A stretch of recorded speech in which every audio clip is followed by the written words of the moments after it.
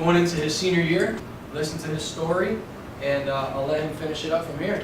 So clap it up for him and thank This is a really humbling moment for me. I want to thank the coaches and Gabe for just letting me speak. I'm a communications/marketing major at FIU. I'm gonna graduate in the fall. Coach Noah and Gabe, offered for me to talk. I sat and thought, what is my story? What have I been through? What's my relationship with God? I thought about my life. I had a pretty good life. I grew up in Homestead, Florida City, which isn't the best neighborhood, but people die, there's drugs, all types of bad stuff. Went to Homestead, really had like trouble. Like I was a good kid.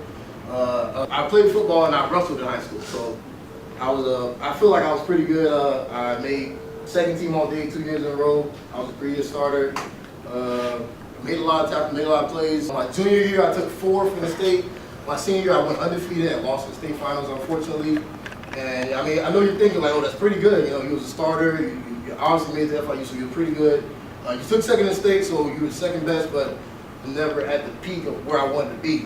And you're probably thinking like, what does that have to do with anything? Like if your grandma or your mother or whoever it is, they introduce you to God, and they make you go to church and stuff like that. And that was the same thing with me. Like I said, my mom was the only parent I had, so a lot of times when she was at work, I was with my grandma.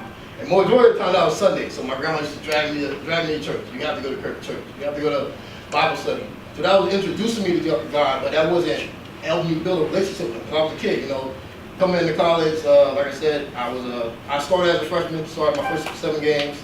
Unfortunately got injured, tore my MCL. I just thought to myself, like, I'm doing good, like the same thing in high school. And now I'm just focusing on football, so I'm thinking like, now I'm just focusing on football. I should be able to play the way I want to play. I should be able to maximize my potential. But going there, I started to build a relationship with God, and I tell you now, it completely changed my life. Partying late night, all that stuff. Not saying I did drugs and stuff like that, but it was always around. And that wasn't what God's plan for me.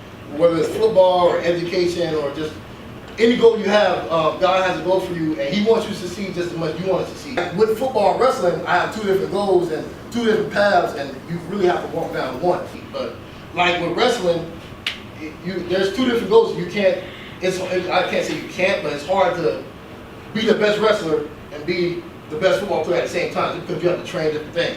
Same thing with your goals. It's hard to be the best person you can be, and then you're doing all these negative things at the same time. So God's you're going in this one direction, you're going here, okay, you're on the right track. You're doing the right things, you're making steps to do what you want to do, and then you do like drugs or being disrespectful or alcohol and stuff like that. And those things always seem to find a way into your life. Opening doors for me all around my life. I built a better relationship with my parents.